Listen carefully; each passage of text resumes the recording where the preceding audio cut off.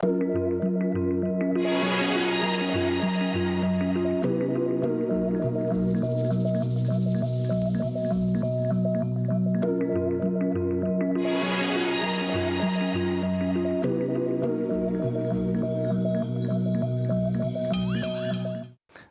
et merci de nous retrouver pour La foi prise au mot, votre rendez-vous de réflexion et de formation. Cette semaine, une question qui revient à toutes les rentrées. Vais-je inscrire le petit dernier au catéchisme? Vais-je m'engager dans un groupe d'adultes chrétiens? Vais-je me former en théologie? Bref, est-ce que je crois encore que cela vaut la peine de transmettre le christianisme? Depuis une quinzaine d'années, on entend partout que la transmission est en panne, que cela ne vaut pas la peine de se lancer ni dans le catéchisme, ni dans ce qu'on appelait autrefois la mission, qui est devenue aujourd'hui un gros mot. Alors, pourquoi une telle désaffection et est-elle justifiée? Et surtout, peut-on en rester là? Que faut-il transmettre et pourquoi? Telles sont les questions que je vais évoquer avec mes deux invités. Henri de Roodt, bonsoir. Bonsoir. Vous êtes professeur de théologie pratique à l'Université catholique de Louvain et vous êtes aussi le directeur de la commission interdiocésaine de la catéchèse et du catéchuménat pour la Belgique francophone. C'est bien cela. C'est ça. Annick Raya, bonsoir. Bonsoir. Vous êtes formatrice au service catholique de catéchèse et de catéchuménat du canton de Vaud. Alors peut-être qu'on va commencer par une question pour vous expliquer votre situation particulière. D'abord, c'est où le canton de Vaud? Je sais, c'est en Suisse évidemment, mais c'est où et dans quelle situation vous trouvez-vous? Parce que c'est une situation qui est pas complètement identique à celle de tous les diocèses francophones. Oui, alors je fais partie du diocèse de Lausanne, Genève et Fribourg, qui a cette particularité, on va dire, de recouvrir 4 cantons suisses, donc 4 relations Église-État. Mais en plus, il y a 5 régions, parce que le canton de Fribourg, il y a une partie germanophone et une partie francophone. Voilà. Donc c'est compliqué. Oui, c'est suisse. Et alors, ce qui est intéressant, c'est que Genève, Lausanne, c'est plutôt les foyers de la Réforme. Hein. Fribourg est resté très catholique. Donc vous êtes dans une situation entre écuménisme et puis pays où on est plus catholique de tradition. Voilà, alors ça, j'ai envie de dire, ça marque un peu aussi la vie de tous les jours, parce qu'on n'a pas forcément les mêmes jours fériés. Hein. Oui. Et puis, dans le canton de Vaud où je suis, les catholiques étaient vraiment une toute petite minorité, avec une très très grande majorité de protestants qui étaient quasiment religion d'État. Et puis, les tendances s'inversent gentiment. Le groupe le plus grand, en fait, ce sont ceux qui sont sans appartenance religieuse. C'est à peu près 40% de la population. Et puis les catholiques, aujourd'hui, sont aux alentours de 27% et 19% de protestants. Voilà. Même question sur la Belgique. Vous êtes en gros le directeur de la catéchèse francophone. Est-ce que c'est très différent ce qui se passe dans le nord du pays, c'est-à-dire du côté flamand, et dans le sud, c'est-à-dire du côté francophone? Oui, je dirais que les questions sont globalement les mêmes. Peut-être nous avons, dans la partie francophone, des questions qui sont venues plus vite que du côté néerlandophone. Je vous donne 2 exemples. Nous avons par exemple plutôt eu des demandes de personnes qui n'avaient pas été baptisées, qui demandaient le baptême, qui entraient dans une logique catéchuménale du côté francophone.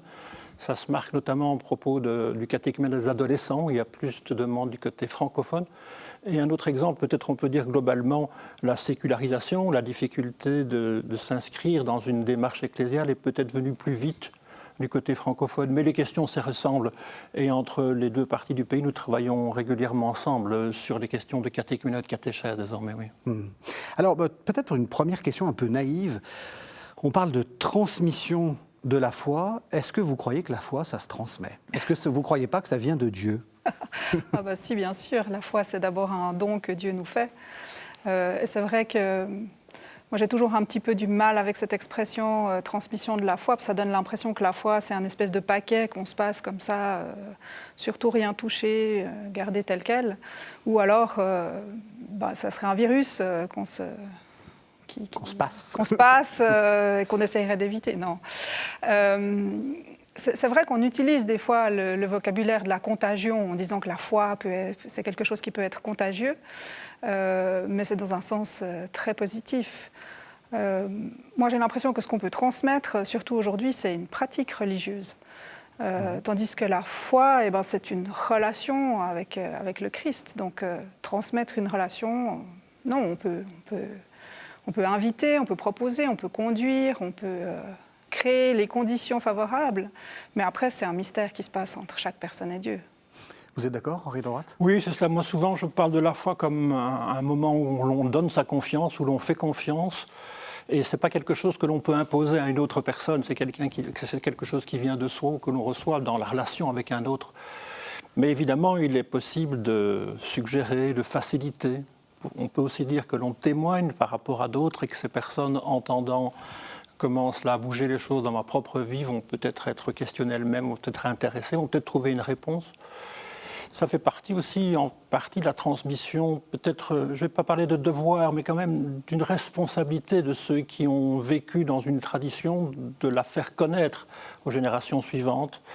Il y a une dimension patrimoniale et parfois aussi de construction de foi qui se passe là derrière. Ce qui serait tracassant, c'est s'interdire de proposer à ceux que l'on aime des choses qui pour nous sont intéressantes ou importantes. Mais finalement, la liberté de chacun est engagée et le choix est dans la personne, bien sûr, qui va dire oui ou qui va dire non, qui va dire pas tout de suite, peut-être plus tard, ou qui ne répondra pas parce qu'il a autre chose en tête. Quand Annick parle d'un paquet, moi je comprends cela aussi comme quelque chose qui serait identique. En fait, la foi, c'est une relation, comme elle le disait, à une personne, et cette relation construit quelque chose d'un peu différent chez chacun, tout en ayant la même relation avec cette personne. Du coup, qu'est-ce que vous transmettez, enfin, qu'est-ce que vous participez à transmettre ? Vous transmettez le catéchisme, vous transmettez l'Église, vous transmettez des pratiques, des bonnes pratiques, si j'ose dire. Vous voyez, non, mais comme dans la formation, comment vous le voyez ? Bon, il y a certains aspects de tout ce que vous dites. Mais je dirais que dans un groupe de catéchèse, ce qu'on cherche à vivre, c'est justement cette rencontre avec le Christ. C'est d'ailleurs ce que dit le directoire de catéchèse. Le but définitif de la catéchèse, c'est de mettre quelqu'un en intimité avec le Christ. Alors je vous interromps, le directoire ? Le directoire pour la catéchèse. C'est quoi ? C'est le document qui vient du Vatican et qui va dire pour l'ensemble de l'Église catholique, quel que soit le territoire sur lequel on est, qui donne des principes directeurs. D'accord. Voilà, d'où le mot directoire. D'accord. Donc le directoire dit il faut faire une expérience, mettre en contact d'une certaine façon avec Dieu. Alors après, cette expérience, elle se vit souvent dans un groupe qui est déjà une cellule d'église. Donc on va aussi pouvoir parler des témoins qui nous ont précédés. Et puis, si je prends l'exemple de parents qui emmènent leur enfant rencontrer un ami, par exemple, ils vont lui parler de cette personne avant de le rencontrer pour de vrai. Donc, cet aspect-là aussi, de pouvoir découvrir que dans la Bible, on nous parle c'est une parole que Dieu nous adresse à travers les âges et qui nous parle encore aujourd'hui. Certains ont fait cette expérience et aujourd'hui, il y a encore quelque chose qui nous est dit à travers cette parole. Alors évidemment, en entendant cette manière de parler, on voit bien qu'il y a eu une très grande évolution, parce que ce qu'on garde de la catéchèse, c'est le caté. Le caté, c'est-à-dire un ensemble de choses qu'il fallait savoir. Alors, dans le pire des cas, le petit catéchisme, je ne sais pas si ça existe encore. Oui. C'est vrai que cette image, elle est encore bien présente dans beaucoup d'esprits et peut-être encore dans un certain nombre de communautés de ce catéchisme que l'on n'a pas forcément connu soi-même, mais dont on se souvient de ses questions, ses réponses, de ses groupes, etc. Je dirais que le défi de la catéchèse aujourd'hui, il est un peu paradoxal. Il y a une logique qui consiste à faire durer les choses et en même temps, quand on veut les faire durer, on veut les faire évoluer. Alors faire durer, c'est que le mandat de la catéchèse reste le même à travers les siècles. Quand on dit de mettre quelqu'un en intimité avec Jésus-Christ, de faciliter cette rencontre, notamment en lui ouvrant et en l'aidant à entrer dans la lecture de la Bible, en découvrant la foi et la prière de tous les chrétiens, toutes les chrétiennes, en voyant l'universalité, la diversité des visages des chrétiens, c'est un mandat que l'on pourrait dire qui a traversé les siècles. Et il y a une responsabilité aujourd'hui de rendre accessible cette richesse, ce patrimoine, cette chance. En ce sens-là, le mandat de la catéchèse n'a pas changé. la catéchèse à des gens qui veulent comprendre qui est Jésus va essayer de les faire aller un peu plus loin dans cette rencontre. Donc vous êtes un peu les gardiens du temple. On a un rôle un peu d'avant-garde, je trouve, dans parce que vous ne faites pas que garder le temple. Non, je pense qu'il y a quelque chose comme une avant-garde, au sens avec des gens qui commencent à s'intéresser, qui se questionnent, qui ouvrent les yeux sur des questions auxquelles ils n'avaient pas pensé probablement jusque-là. On va petit à petit entrer dans une conversation, dans une proximité, dans un dialogue qui va montrer la richesse d'une histoire, d'un patrimoine. Donc cette dimension de faire connaître ce qu'est le Christ, ce qu'est la foi chrétienne, ses traditions, sa liturgie, ses prières, ça reste le mandat de la catéchèse aujourd'hui, bien sûr. Et en même temps, je dirais que ce qu'on essaie de faire évoluer, ça veut dire que les conditions dans lesquelles cela se passe ne sont plus celles des siècles derniers. Et faire évoluer, ce n'est certainement pas dire nous ne voulons plus rien enseigner, il y a des choses que l'on veut faire connaître, qu'on voudrait faire connaître, mais il y a des circonstances, des contextes, des lieux qui nous obligent à réfléchir avec des particularités, avec des attentions nouvelles. Et c'est un défi qui est un défi peut-être plus large qu'à la catéchèse dans l'Église aujourd'hui, c'est de faire durer et en même temps de faire évoluer. Mais faire durer, c'est au service des personnes que l'on accompagne, et faire évoluer, c'est la même chose, c'est pour leur rendre service. Oui. Même question, Annick Raya, vous vous sentez gardienne du temple ? Ah non, pas du tout. pas dans ce sens-là. Mais c'est vrai que l'idée, c'est de pouvoir vivre cette relation. Donc, à travers les siècles, comme je disais, il y a d'autres personnes qui l'ont vécu. Oui. Et donc, l'aventure de la foi, elle est toujours nouvelle. Et on est riche d'énormément d'expériences dans lesquelles on peut... Enfin, c'est comme un trésor dans lequel on peut puiser, en fait. Voilà, c'est plutôt ça. On est des héritiers, mais ça ne veut pas dire qu'il n'y a rien de nouveau devant nous. Ça, c'est toujours le mystère de l'esprit aussi. L'esprit parle aujourd'hui et je ne sais pas, l'avant 2023, personne ne l'a encore jamais vécu. Donc c'est toujours quelque chose de nouveau. Et comme les personnes sont nouvelles aussi, on essaie de construire avec elles. Pour moi, l'enjeu, comme le dit André Faution, c'est pas de croire comme, mais c'est de croire avec les personnes. C'est pas de faire des clones, en fait. C'est que chacun puisse trouver son chemin vers le Christ.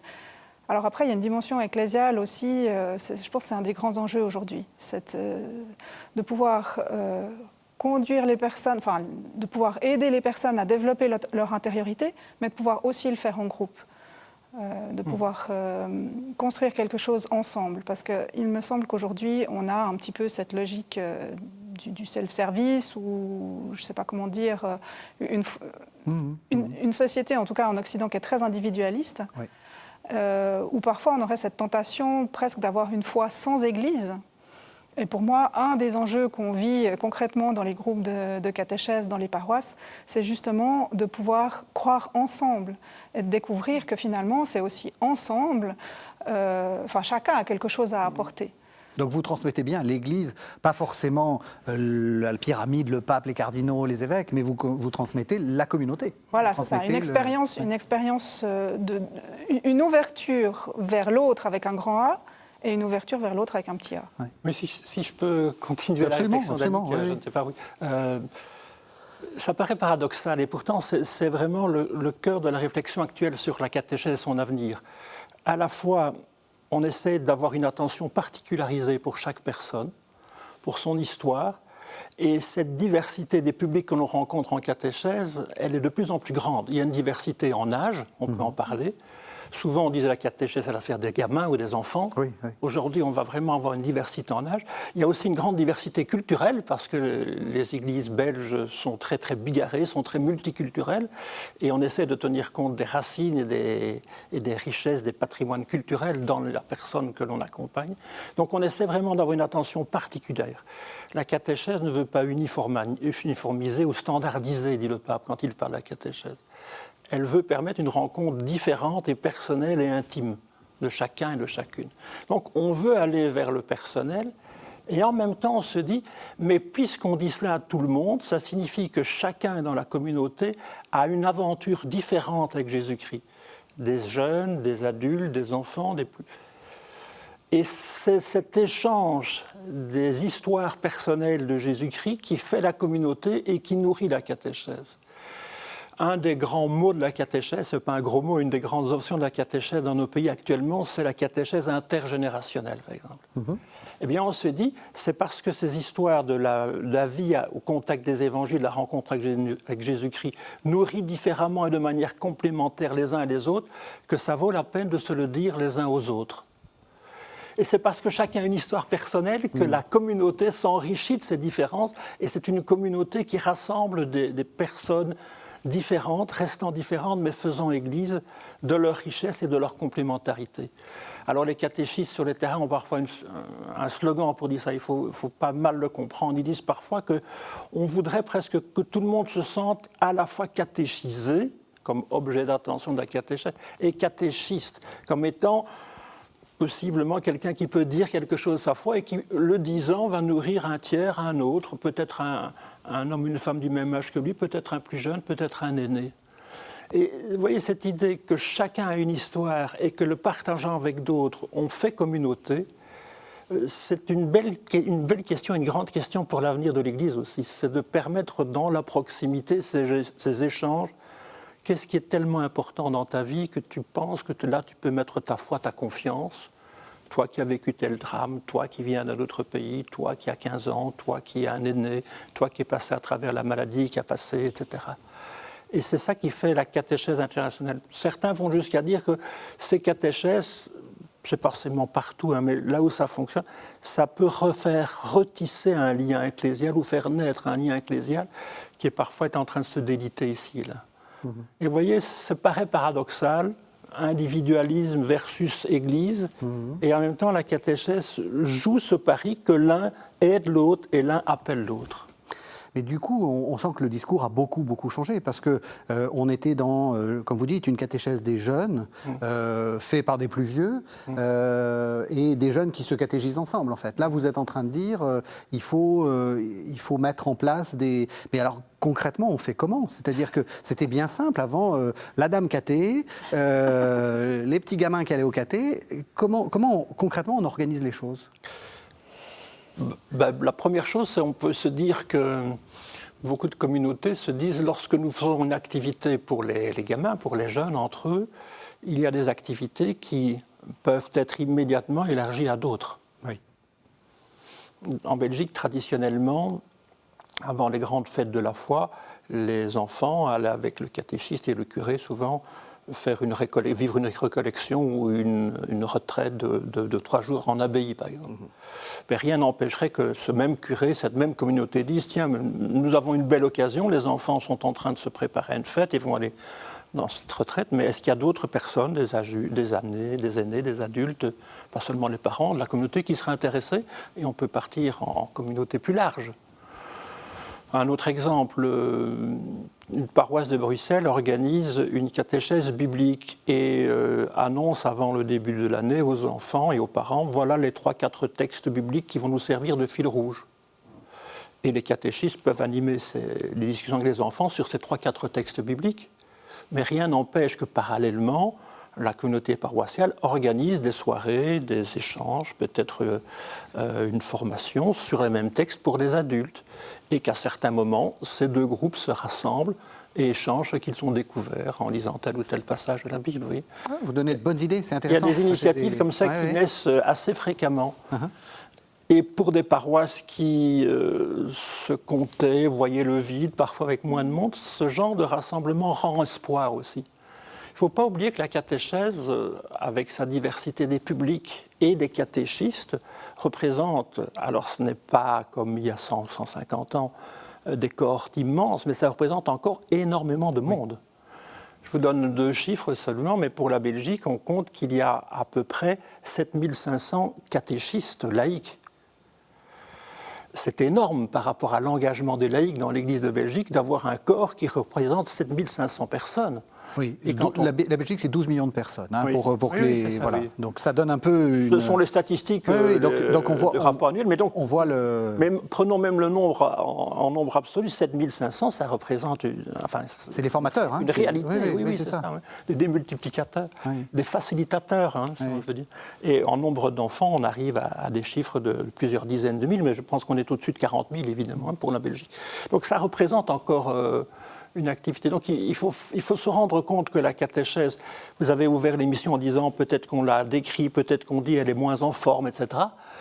Elle représente aujourd'hui, comme engagement des laïcs et comme engagement pour la transmission, une des principales, sinon la principale, le principal lieu d'engagement de chrétiennes et de chrétiens. Hein. Donc il faut beaucoup respecter, je trouve, la catéchèse et admirer celles et ceux qui veulent y donner un peu du temps parce qu'ils font vivre l'Église d'aujourd'hui grâce à cela. Vous êtes d'accord, Annick Raya? Est-ce qu'il faut absolument... est-ce qu'il faut qu'on vous admire? Est-ce que j'ai dit cela? Ce que je peux dire, en tout cas, c'est que effectivement, même si les chiffres sont en baisse, ça c'est quelque chose qu'on constate depuis plusieurs années. Et puis, en particulier, là, en ce moment, on étudie très attentivement les chiffres des inscriptions, si on veut, en catéchèse en période post-Covid, on va dire. Oui, parce oui. que là, il y a eu... Ça a beaucoup changé? Il y a des gens qui sont partis et qui sont pas revenus, en fait. Ouais. C'est le cas de partout, hein. Alors, dans les paroisses et dans toutes les associations ecclésiales, mais aussi toutes les autres associations. Hein. Mais je dirais que ceux qui sont là, eh bien, il y a une soif. Il y a une soif spirituelle des parents, des enfants. Alors, pas tous, évidemment. Hein. Il y a aussi des enfants, c'est papa et maman qui les obligent à aller. Après, quand on dit les parents, eh ben, dans un couple... Si couple il y a, parce que voilà, il y a des familles qui sont, des familles séparées, etc. Mais dans un couple, tout le monde n'est pas au diapason en termes de foi. Peut-être qu'on peut être de confessions différentes, on peut être de religions différentes, on peut être indifférent. Enfin voilà, donc on a énormément de situations différentes. Mais je dirais que pour ceux qui sont là, il y a un grand dynamisme dans la catéchèse.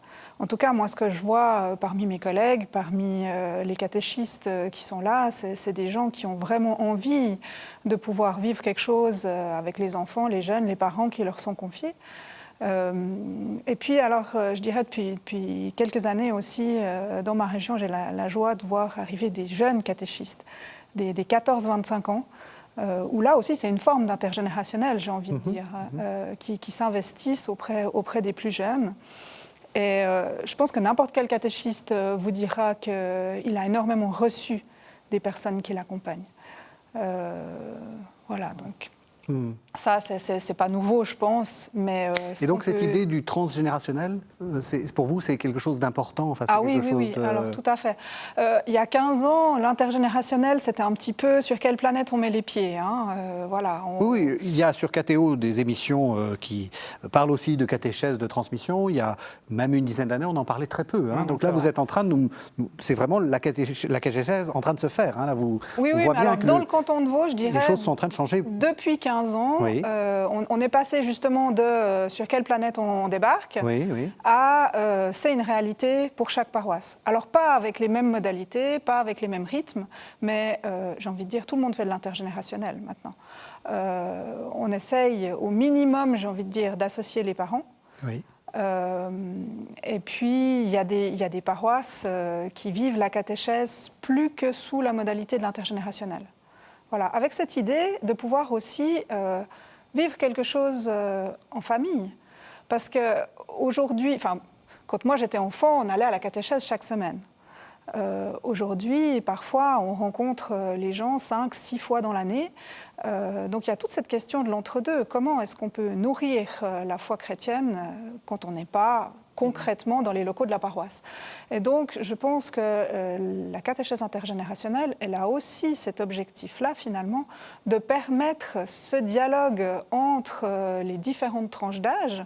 J'allais dire les parents et les enfants, mais ça peut être les voisins plus âgés, ça peut être les grands-parents, les parents marraines, enfin voilà, ça peut être le fils du voisin qui a 18 ans, enfin...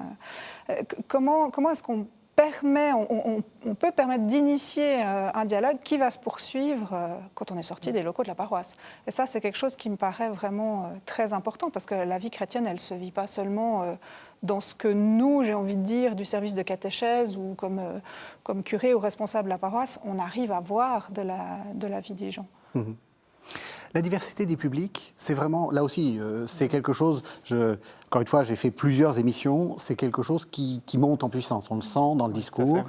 Là, on n'est plus dans quelque chose d'homogène. Non, la diversité est partout. Hein. Elle est dans le fait des catéchistes qui ont des âges différents, qui ont des histoires de vie différentes, mais bien sûr, elle est très très forte dans les publics qu'on accompagne en catéchèse. Et les demandes des familles sont assez différentes aussi. Hein. Oui. Annick vient de parler de l'importance des familles. C'est peut-être le deuxième mot fort de ce qui est en train de sortir dans les recherches sur la catéchèse. Après le mot intergénérationnel, il y a ce lien aux familles qui a évolué très fort. Mais quand on écoute les familles, il y a des familles qui attendent des choses assez différentes les unes des autres. Il y a des familles qui disent « j'ai besoin d'avoir, à côté de ce que je donne comme éducation chrétienne à la maison, un enseignant qui va enseigner les vraies choses de la foi à mon enfant parce que je veux qu'il ait tout le patrimoine chrétien. Moi, je donne, si possible, une éducation chrétienne. Je prie avec mon enfant, mais je voudrais avoir une aide pour lui donner une colonne vertébrale solide. » Et donc, il y a des demandes très explicites de contenu que les parents font. À côté de ça, il y a des parents qui disent « je ne sais pas trop, je ne vois pas très bien quel temps j'aurai pour faire cela, mais je vous fais confiance, dites-moi ce que vous faites, et si on me demande mon avis, je soutiendrai ce que vous avez fait, etc. » Il y a des parents qui disent « je veux bien le faire, mais à condition qu'on le fasse ensemble. Je ne veux pas vous confier mon enfant et que je ne sache rien de ce qui s'y fait. Est-ce que je pourrais venir aux réunions? Est-ce que je pourrais participer ?» Voilà. Alors, petit à petit, se met en place l'idée que les premiers responsables de toute éducation, c'est toujours les parents ou les tuteurs, enfin les personnes en direct, en contact direct et quotidien avec les jeunes, les enfants, et que les acteurs de la vie de l'Église qui, à la demande des familles, les soutiennent, les aident, vont s'entendre, vont dialoguer, vont proposer comment collaborer. Il y a des diocèses, par exemple en Italie, où avant d'inscrire enfants en catéchèse, on réunit d'abord les parents pour leur dire « mais comment allons-nous travailler ensemble? Quelle sera votre part? Quelle sera la nôtre ?» Et comment, plusieurs fois dans le parcours qu'on va faire, nous nous retrouverons pour évaluer, pour ajuster. Vous voyez, il y a vraiment cette idée d'un partenariat éducatif. Un pacte. C'est le mot du pape. Hein. Il parle parfois d'un pacte éducatif pour une éducation intégrale. Donc ce sont peut-être des formules ambitieuses, mais c'est vraiment quelque chose d'avéré, vous savez. C'est que les parents, mais c'est normal, il y a eu tant de motifs pour justifier cela, qui veulent faire la démarche d'inscrire un enfant, veulent être partie prenante et plus qu'informer, si possible, être acteurs également. Et je vous dis, pour certains parents, c'est aussi un chemin de retour vers la foi, vers la découverte de la Bible ou vers la découverte, par exemple, d'un livre de spiritualité ou que sais-je. Donc il y a de belles initiatives qui, à cause des enfants, évangélisent ou accompagnent l'évangélisation des parents. Et cela marche relativement bien. On n'imaginerait plus aujourd'hui concevoir un projet catéchétique en chambre sans que les parents soient co-impliqués. Pas simplement les tenir dans une salle où silencieux, ils devront noter l'heure de la réunion et puis rien de plus, mais réfléchir comment, pour cet enfant-là que vous aimez tant, vous les parents, nous qui essayons de rendre service, nous allons travailler avec vous pour que des choses de la vie spirituelle, peut-être des choses aussi de la tradition de la famille. Il y a des familles qui nous disent aussi, ça fait de nombreuses générations que nous sommes identifiés comme une famille chrétienne, catholique. Est-ce que vous pouvez nous aider à faire que cela continue encore? Il y a cette variété. Et on pourrait bien sûr parler de variétés qui sont également liées à des histoires culturelles. La Belgique est un pays de grande mixité culturelle avec des gens de différents continents qui amènent aussi une tradition parfois plus populaire. Parfois avec des gestes qui ont une portée symbolique que des enfants de chez nous ne connaissaient pas et qu'ils découvrent et parfois qu'ils adoptent. Donc c'est aussi la richesse, la diversité qui s'appelle en catéchèse, qui s'introduit en catéchèse grâce à cela. Oui. Vous aussi, c'est pareil, vous essayez de vous adapter, parce que c'est déjà gérer les enfants, c'est compliqué, mais alors gérer les parents, comment est-ce qu'on fait? Enfin, je veux dire, parce que si j'ai bien compris, il faut s'adapter à chaque type, on va dire chaque âge, chaque milieu. Et si en plus vous avez à vous adapter à chaque demande, concrètement... C'est un numéro d'équilibrisme. Ah oui, comment on fait? Comment on fait? On demande à l'esprit de nous aider. Franchement, il y a plein de situations où... mais ça demande de pouvoir prendre le temps, en fait. Oui. Et c'est souvent ce qu'on n'a pas beaucoup dans dans cette vie de fou un peu qu'on mène, c'est vrai que ça demande de pouvoir se connaître. Donc il y a une demande de convivialité aussi de la part des familles, de pouvoir se connaître entre eux, de pouvoir se connaître entre les acteurs, j'ai envie de dire, de la catéchèse et les familles.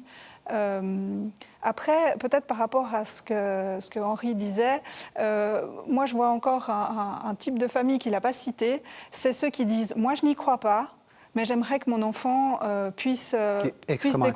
Voilà, c'est ça. Ouais. J'aimerais qu'il ait le choix. Et donc moi, je ne peux pas lui offrir ce choix-là puisque je n'y crois pas.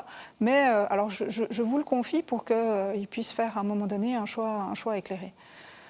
Voilà, donc c'est des challenges en fait, parce que l'idée c'est que tout le monde puisse se sentir accueilli tel qu'il est, parents et enfants. Et c'est pour ça que souvent on marche sur des œufs, parce que certains arrivent aussi en se disant je vais être jugé parce que ma situation fait que ci, fait que ça, etc. C'est pas votre rôle? Non, c'est pas notre rôle, pas du tout, au contraire. Alors nous c'est vraiment d'accueillir tout le monde. Oui, et puis,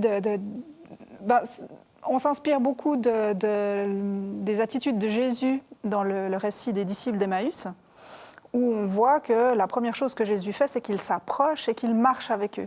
Et pour moi, il y a une grande partie de notre vie en catéchèse, elle se situe là, en fait. De pouvoir s'approcher, marcher avec eux, faire connaissance, faire un bout de chemin ensemble. Et puis à un moment donné, de pouvoir ouvrir la parole ensemble, prier, célébrer. Parfois, on a l'impression qu'il faut commencer par la messe. Parfois, oui, mais il y a plein de situations dans lesquelles c'est vraiment un long chemin avant de pouvoir vraiment célébrer ensemble. Voilà. Et on a des parents qui arrivent un petit peu en se disant si je leur donne le petit doigt, je vais me faire manger le bras. Oui, excusez-moi de l'image, mais c'est vraiment ça. Méfiants, donc, sûr, oui. Ils croient qu'il faut absolument qu'ils rentrent dans les cases, et donc ils se disent oulala, et puis moi alors, je ne viendrai pas tous les dimanches à la messe, etc. Et c'est pas notre première demande. Oui. Non, c'est important ce que vous dites. Il y a beaucoup de choses qui se jouent à la première accueil des parents, bien sûr. Et ce qui arrive de plus en plus, c'est que dans le temps, on disait aux parents, rendez-vous tel jour à telle heure à la salle paroissiale, on va vous donner les consignes et combien il faudra payer. On peut peut-être faire une information, mais souvent, maintenant, le catéchisme va aller dans la maison de la famille, parler, écouter. Et vous voyez, on est sur un mode du relationnel que l'on accompagne. Ça, on aimerait bien, mais c'est vrai qu'après, en termes de nombre de personnes, c'est souvent difficile. Oui, c'est ça. Mais vous voyez, l'idée est là, c'est sûr. Après, il y a des situations dans lesquelles, de toute façon, on ne peut pas faire sans les parents. Par exemple, quand il s'agit des plus petits, dans ma région, on vit depuis de nombreuses années l'éveil à la foi. On dit 0-6 ans, alors soyons clairs, on s'adresse plutôt à des 3-6 ans, mais avec une présence de plus petits... Oui, justement, c'est une expérience que vous menez. Enfin, je ne sais pas si c'est une expérience ou si c'est... Oui, ou si c'est quelque chose. Mais expliquez-nous de quoi il s'agit. Parce que vous faites de l'éveil à la foi, donc vous vous occupez depuis le nourrisson. Oui. Peut-être que vous n'avez pas les nourrissons. Et c'est écuménique. Voilà, alors c'est vrai que dans le canton de Vaud, il y a cette particularité depuis de très nombreuses années, je ne saurais pas dire depuis quand, mais en tout cas 20 ans, de pouvoir le vivre dans la plupart des endroits de manière œcuménique. Ça veut dire que la paroisse protestante et la paroisse catholique vont proposer des rencontres d'éveil à la foi aux jeunes familles de la région. Et alors moi, je fais partie d'une équipe œcuménique on est des catholiques et des protestants, et chaque année, on rédige un parcours qu'on propose après aux paroisses, et voilà, les animateurs puissent dedans. Mais alors concrètement, au tout petit, comment est-ce qu'on fait ? Alors c'est sûr qu'eux, on va pas leur demander d'apprendre des choses par cœur, on ne va pas leur faire un enseignement du style scolaire, j'ai envie de dire. Voilà. Il s'agit d'abord que les familles puissent venir ensemble pour vivre quelque chose ensemble. Et alors n'oublions pas aussi que c'est un âge où la concentration elle est très courte. Hein. Donc, de toute façon, on va essayer le plus possible de se mettre au niveau des enfants. Alors quand je dis au niveau, on s'assied par terre, on a un environnement qui leur permette vraiment... c'est vraiment l'enfant qui est au centre à ce niveau-là, avec sa capacité de compréhension, sa capacité de concentration. Mais un cœur grand comme ça, la plupart du temps. Oui, oui. Et on essaye que les parents ne soient pas juste spectateurs et puis là pour si jamais l'enfant est perdu ou s'il doit partir aux toilettes, des choses comme ça, mais quelque chose qui puisse se vivre en famille. Voilà. Donc c'est quoi, des contes, des jeux, comment vous faites ? Alors il y a souvent, dans ce qu'on propose, il y a souvent une petite entrée en matière qui est ludique, j'ai envie de dire, et puis après on raconte un texte biblique. Ça peut être par le biais Alors, une technique qu'on utilise souvent, c'est ce qu'on appelle la narration en cercle ou la méthode Kett, où on utilise des objets symboliques pour raconter une histoire. Alors, avec les tout-petits, il faut que ça soit quand même un peu figuratif. Hein. Mais l'avantage de cette méthode, c'est que ça passe très bien avec tous les âges. Donc ça, dans l'intergénérationnel, on peut tout à fait l'utiliser. Plus le public est âgé, plus on peut avoir des objets vraiment très symboliques. Mais l'idée, c'est de pouvoir ouvrir du sens. Et puis à la fin de l'histoire, on a un temps, ce qu'on appelle un temps de parole ouverte, où on discute avec les personnes qui sont là. Alors on s'adresse en premier lieu aux enfants, mais on peut aussi s'adresser aux parents. Alors les petits, ils ont des fois de la peine à s'exprimer sur ce qu'ils ont entendu. L'idée, c'est pas de dire est-ce que tu as bien compris que ça se passait à Jérusalem ? Oui, bien sûr. C'est vraiment de dire, mais voilà... qu'est-ce que tu as préféré dans cette histoire ? Et puis d'après toi, c'est quoi le moment le plus important ? Parce que ça peut être deux choses totalement différentes.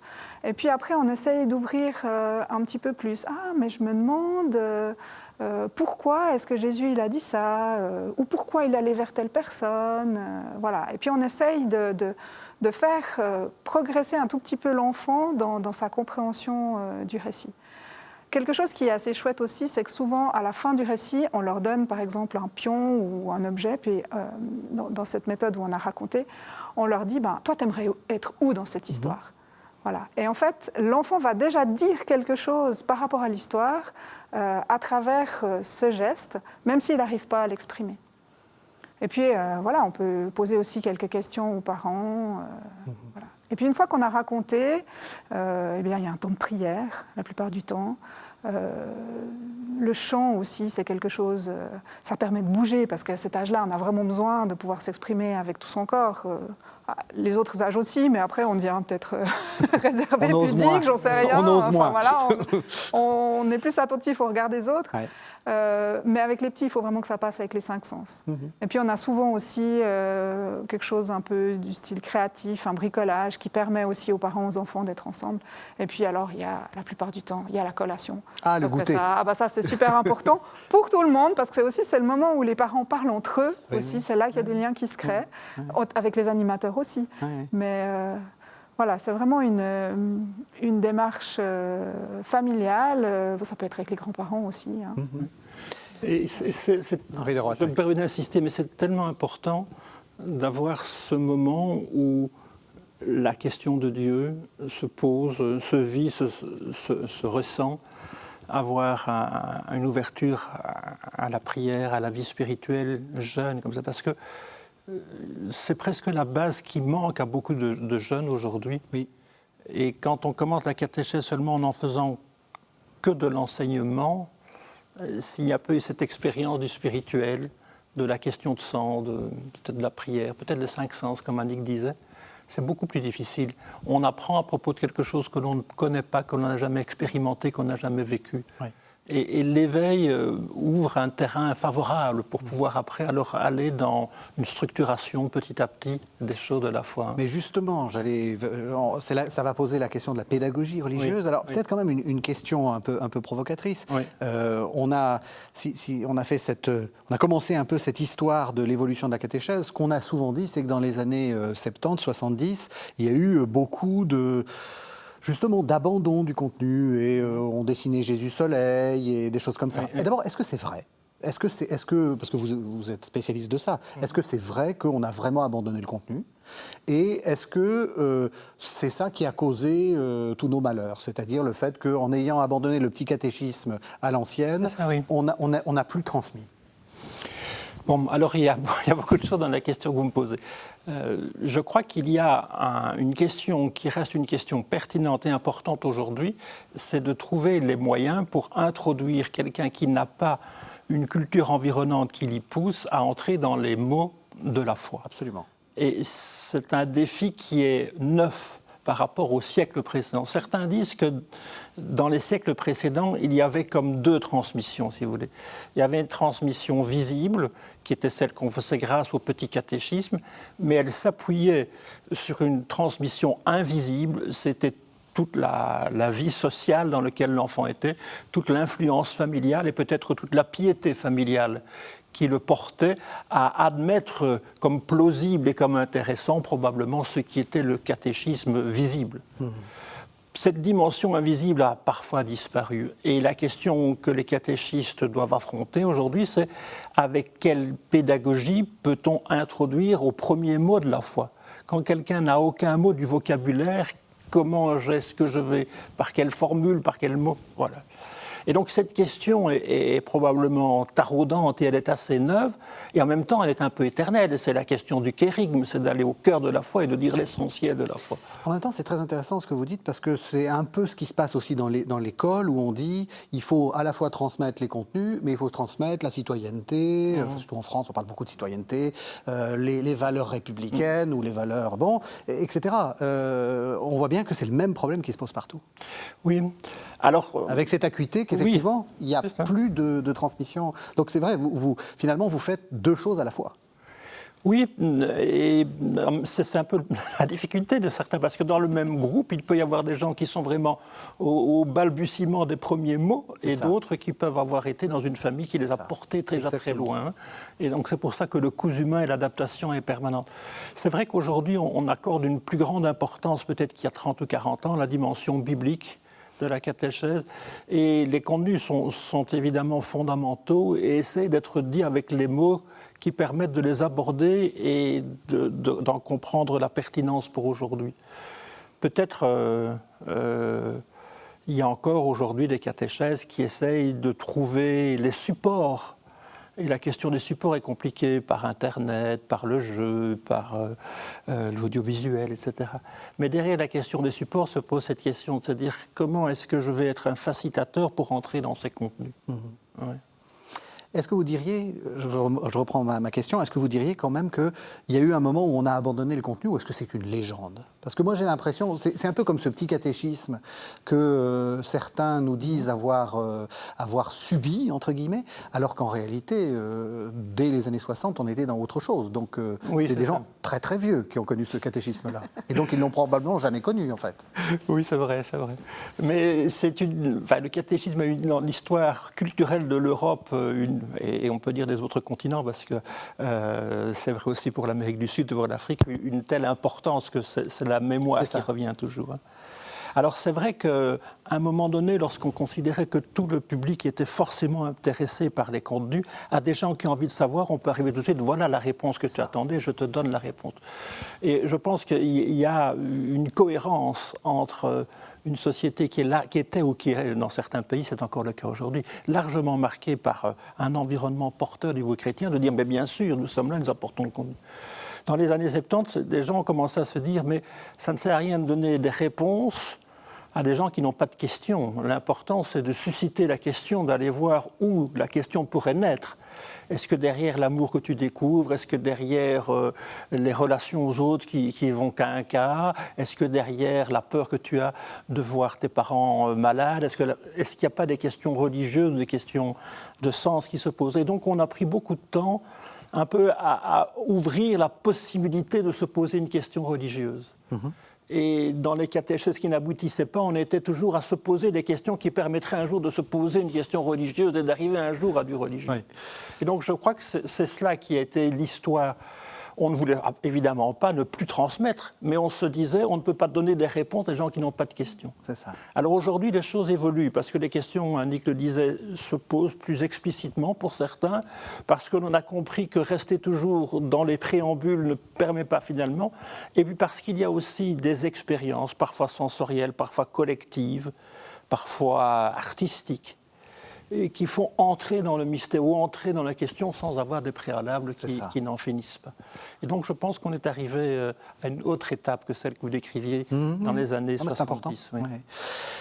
L'expérience. L'un et l'autre, on sent que c'est quelque chose, faire l'expérience de Dieu, etc. Est-ce que c'est bien ça le cœur, finalement? Est-ce que c'est ça qui vous anime? Oui, parce que c'est une rencontre que j'ai faite moi-même. Et comme disait Henri, c'est quelque chose que j'ai envie de pouvoir partager, plus que transmettre, j'ai envie de dire. De pouvoir partager, mais dans le respect de la personne qui est en face. Et donc, voilà quelque chose qui me fait vivre. Regarde si il n'y a pas quelque chose qui peut être bon pour toi là aussi. Et donc, est-ce qu'il y a des techniques pour ça? Non, mais je veux dire, est-ce qu'il y a une pédagogie de l'expérience? Alors, franchement, j'en sais rien. Je suis peut-être comme Monsieur Jourdain qui fait de la prose sans le savoir. Mais, pour moi, il y a peut-être un certain nombre d'ingrédients, on va dire, peut-être. Déjà, il y a justement le respect, la bienveillance, l'écoute. Il y a aussi être disposé à se laisser déplacer. Si on pense qu'on sait tout, voilà, on ne va pas pouvoir faire vivre grand-chose. Pour moi, la foi, ça reste quelque chose de vraiment dynamique dans le souffle de l'esprit. Donc, moi, je suis déstabilisée souvent par les questions que me posent mes enfants, où des fois, je leur dis, mais tiens, j'avais jamais imaginé les choses sous cet aspect-là. Donc, je pense que oui, il faut avoir une certaine souplesse, mais pas dans le sens où on va abandonner des choses, dans le sens où, en fait, il faut être prêt à l'imprévu. C'est ça. Oui, c'est ça. Je trouve que c'est très bien répondu. Parfois, les gens parlent d'initiation, en disant il faut bien de plonger dans une réalité, de l'expérimenter, de la vivre, et puis après de décoder ou de revenir sur le vécu pour essayer d'en comprendre la portée. C'est ça. Le fameux directoire dont parlait Annick, qui propose comment faire la catéchèse à l'échelle de l'Église universelle. Il demande bien sûr à chaque lieu d'adapter cela au contexte. Il dit que c'est une école de découverte de la totalité, de l'intégralité de la vie chrétienne, et que la vie chrétienne, il y a du vécu avec d'autres, il y a du célébrer, il y a joindre les mains, il y a participer aux dons sacramentels, il y a être solidaire par rapport à d'autres, il y a bien sûr ouvrir la Bible et lire la Bible seul ou avec d'autres, etc. Et la catéchèse, elle voudrait faire ces expériences et puis revenir en disant on a rencontré un groupe biblique, on a vécu, tiens, qu'est-ce qu'on a compris, comment est-ce que ça vient te questionner, t'enrichir. On a participé à une action solidarité avec d'autres, des chrétiens ou des autres, peu importe. On l'a fait, on l'a expérimenté. Après, qu'est-ce que ça vient dire? Est-ce que ce serait imaginable que des femmes et des hommes se disent « je suis de Jésus, je suis disciple de Jésus » et soient complètement indifférents aux plaies, aux douleurs, aux malheurs des gens? Est-ce qu'il n'y aurait pas une sorte de contradiction majeure à dire « je veux ça et en même temps je ne me... » Enfin voilà. La prière, est-ce qu'on peut imaginer des chrétiens qui ne joignent jamais les mains, etc. Donc, faire l'expérience permet de le travailler, de l'approfondir et de le reprendre à soi différemment. Et c'est aussi pour ça que le catéchiste, plus qu'hier, est entouré de toute une communauté. Pour pouvoir faire ces expériences, il faut qu'il téléphone. Toi qui anime le groupe biblique, est-ce que je peux venir avec quelques-uns? Tiens, toi qui organise cette marche pour soutenir telle action, je ne sais pas quoi.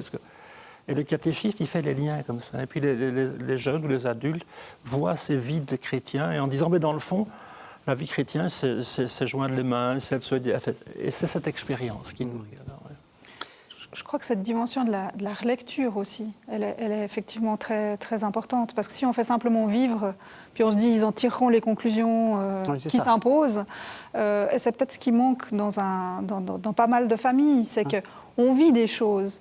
on vit des choses même au nom de sa foi comme parent, mais le sous-titrage, de pouvoir dire « je le fais parce que je crois en Dieu, je le fais parce que voilà, dans la Bible j'ai découvert telle chose, etc. » Ça c'est souvent ce qui manque parce qu'on n'a pas les mots. Donc je pense que l'aspect de la relecture de l'expérience et puis de pouvoir donner un éclairage aussi sur ce qui a été vécu, un éclairage à travers la parole, à travers la prière, etc.